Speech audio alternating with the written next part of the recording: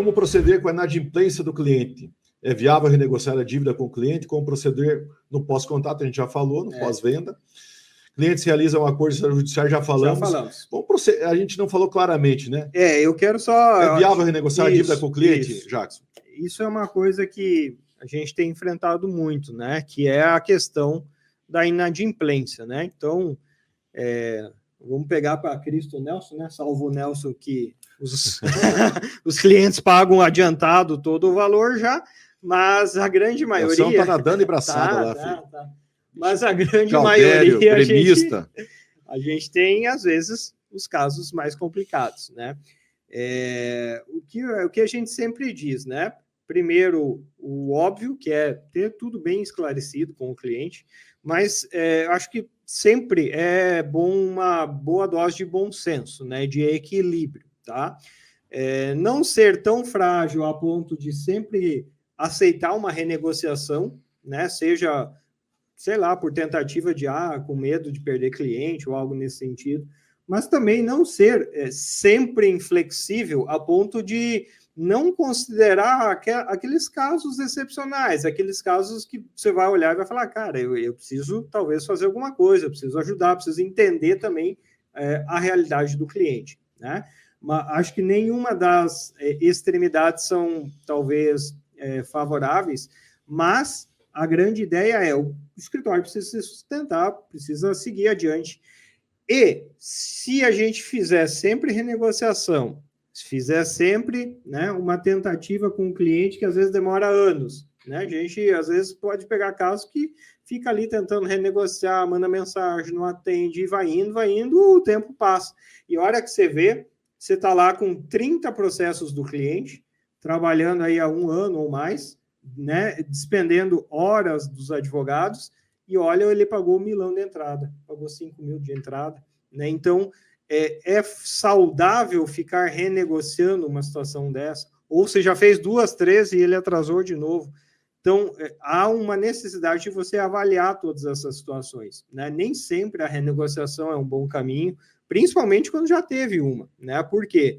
Porque isso vai fazer com que você tenha aquilo que a gente já falou, às vezes uma responsabilidade imensa nas suas costas, inclusive, às vezes, o escritório, né, tirando o dinheiro do bolso para poder praticar os atos, e você não ter essa contrapartida econômica que é necessária para que o escritório prossiga, né? Então, essa questão da inadimplência, há uma necessidade também de um controle muito grande, porque ao passar do tempo, né, a gente vai vendo que vai tendo um cliente, vai tendo outro, e a hora que você vê, acaba tendo aí uma imensidão de inadimplência que pode te prejudicar no escritório, né? Então, esse controle... E o trabalho... Exatamente. E o trabalho ainda, né, Jackson?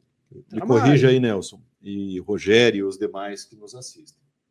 Se você tem uma captação de cliente de 50 clientes cada 6 meses, 100 clientes por ano, cara, esses clientes acabam... A tua inadimplência tem que ser no máximo de 20%. Tá? Isso é dados estatísticos aqui do nosso escritório. 30% no máximo. Por quê? Porque você se prepara para atender esses 100 clientes com pessoas, com estrutura. Isso. E às vezes um cliente traz 30 processos. Exatamente. E aí você, para demandar nesses 30 processos, cara, uma pessoa, muitas vezes, ela não vai conseguir cuidar de uma célula. Ela vai ter que ter mais 1 ou 2 ou 3 estagiários. Então, a tua estrutura é para dar conta de todos aqueles processos dos 100 clientes. E se essas pessoas não te pagam, você começa a não produzir um bom trabalho. Isso é muito importante, tá?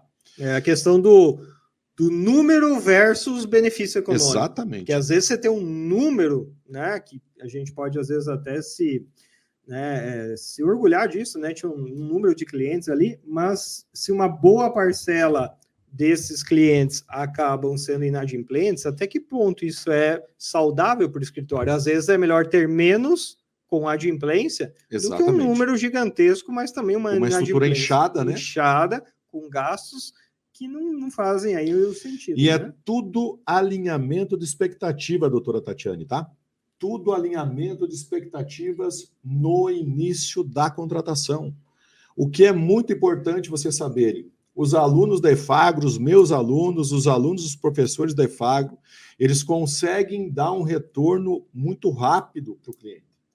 Os nossos parceiros, Brasil afora, que trazem essas demandas para a gente resolver, por que eu gosto de todos eles terem uma participação de alguém aqui do nosso escritório, dos fechadores de negócio aqui do escritório? Pura e simplesmente para alinhamento de expectativa. Né? A gente vai dizer para ele, amigo, eu não consigo parcelar os iniciais para você em 2, 3 anos, porque possivelmente em 6 meses a sua vida esteja resolvida. Nós não levamos processos adiante, sendo que podemos resolver rapidamente para ganhar honorários. Tem advogados que simplesmente inviabilizam a marcha do processo para justificar o recebimento de honorários ao longo do tempo.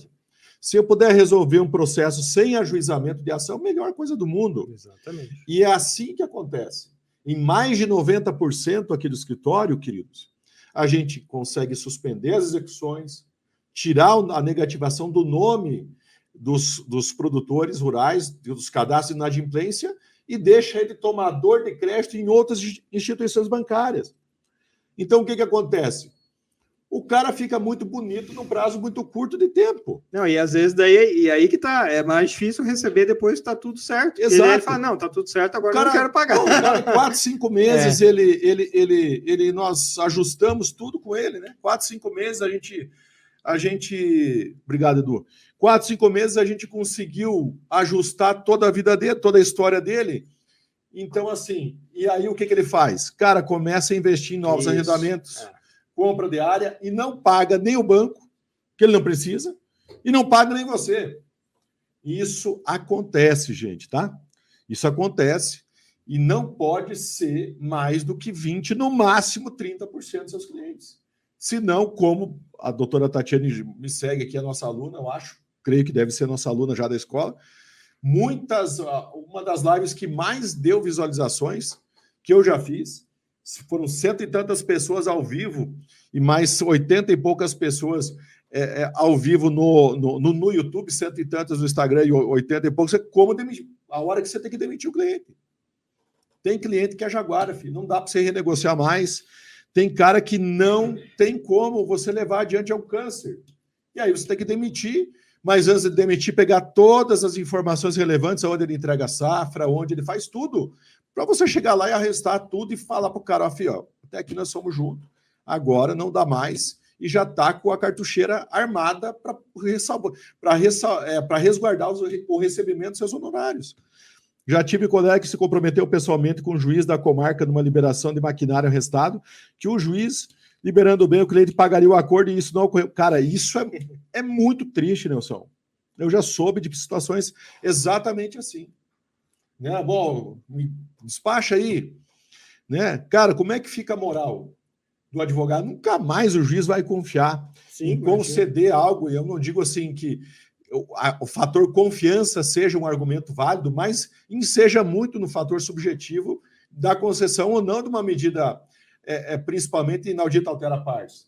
Isso é muito importante. Nunca mais, cara, se não tiver elementos extremamente robustos dos pedidos, ele nunca mais vai ter moral para pedir algo. Então, isso é extremamente importante. Você dá uma limpada na sua carteira de vez em quando, isso chama-se gestão. Ficar com os melhores da sua equipe, promover aqueles que estão se destacando e demitir também na sua equipe aqueles que são peso, para você conservar sempre um bom ambiente de trabalho. Ok? E um bom ambiente de trabalho, ele passa obrigatoriamente pela coordenação e subordinação. Subordinação e coordenação. Cachorro de 2 donos, amigo, morre de fome. Se não tiver alguém responsável para mandar, depois de ouvir, logicamente, toda a equipe determinar algumas coisas e ir atrás para ver se estão sendo cumpridas, o barco simplesmente vai afundar.